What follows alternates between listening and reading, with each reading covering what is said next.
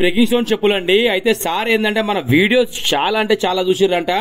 చూసిన తర్వాత సార్ ఇలాంటి చెప్పులు ఎన్నో వాడేసుకోరు. తర్వాత ఏంటంటే మన వీడియోస్ చూసి 3 పేర్ చెప్పులు మన దగ్గర తీసుకొచ్చారండి. వీటి పరిస్థితి చాలా దారుణంగా ఉండే. ఎందుకంటే ఆఫ్టర్ బిఫోర్ వీడియో లెంత్ ఎక్కువైపోతుందని చెప్పేసి ఓన్లీ వర్క్ అయిన వీడియోనే పెడుతున్నానండి. నేను బిఫోర్ వీడియో పెడతలేను, ఎందుకంటే లెంత్ అనేది చాలా ఎక్కువైపోతుంది అనమాట. ఎందుకంటే టైం లేదు, ఈరోజు రేపు అంత టైం తీసుకొని చూసే అంత టైం లేదు. ఇదేంటంటే చూడండి, ఈ చెప్పులు ఇక్కడ మన దగ్గర అయ్యే వర్క్ 101% మళ్ళీ మనం కొత్త షోరూమ్ లో చెప్పులు కొంటే 8,000 రూపాయలు 9,000 రూపాయల చెప్పులు ఎలా అవుతున్నాయో అలా మారుతుందండి. అలా అవుతుంది వర్క్ కూడా.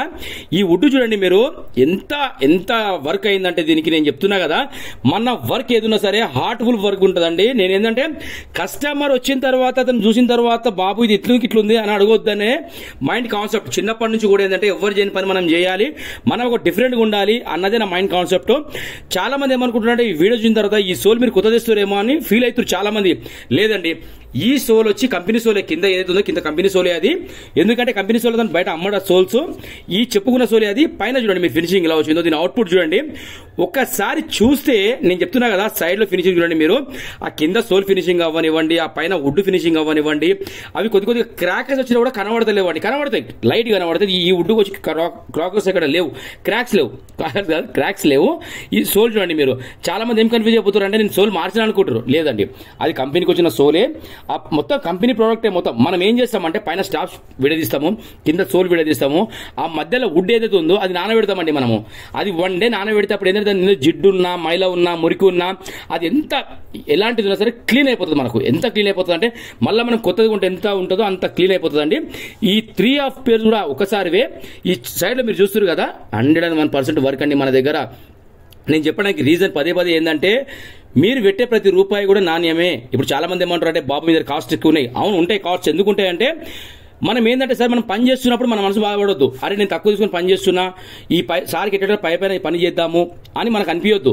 ఎప్పుడైతే నేను పని చేస్తున్నానో నా కష్టాన్ని దగ్గర నేను ప్రతిఫలం తీసుకుంటున్నా అన్న నేను ఎప్పుడైతే ఆలోచిస్తానో నాకు అప్పుడు హార్ట్ఫుల్ గా పనిచేసే ఉద్దేశం ఉంటుంది. రేట్ తక్కువ తీసుకొని మనం పని చేస్తే కూడా కస్టమర్ ఏమంటారు అంటే బాబు నేను ఒక 500 ఇచ్చినా కూడా ఏమనిపిస్తుంది అంటే బాబు నేను 500 ఇస్తున్నా. సార్ ఏంటంటే సార్ ఫీల్ అది రైట్. మన ఫీల్ ఏమనిపిస్తుంది అంటే సార్ అంతలా కాదు సార్, ఇంతలా అవుతుంది అని నేను చెప్పి ఎప్పుడైతే డబ్బులు తీసుకుంటారో సార్ దగ్గర నా మనసు కూడా ఒప్పుకోవాలి. ఇంత కష్టపడ్డందుకు. ఇప్పుడు ఈ చెప్పు మనం చేయాలంటే 1 డే టైం పడుతుందండి. ఒక జతకు వచ్చి 1 డే టైం పడుతుంది. ఎందుకంటే ఆ వర్క్ ఏంటంటే చాలా డీసెంట్ వర్క్, మనం ఏదో హడావుడిలో చేసే వర్క్ కాదు ఇది. ఇది ఎప్పుడైతే మనం ఈ పని పట్టుకున్నామో సార్, ఈ పని పట్టుకున్నప్పుడు ఏంటంటే వేరే పని చేయొద్దు. వేరే పని చేస్తే డిస్టర్బ్ అయిపోతుంది అనమాట.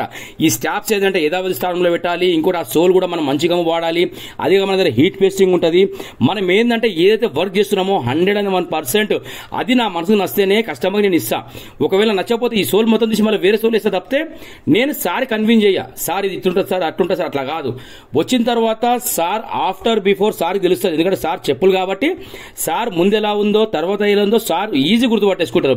ఇలాంటి చెప్పులు మీద ఎంతమంది చేపిస్తారో అంతమంది హ్యాపీగా రండి. Thank you so much to all everyone. Balaram footwear తరఫు నుంచి.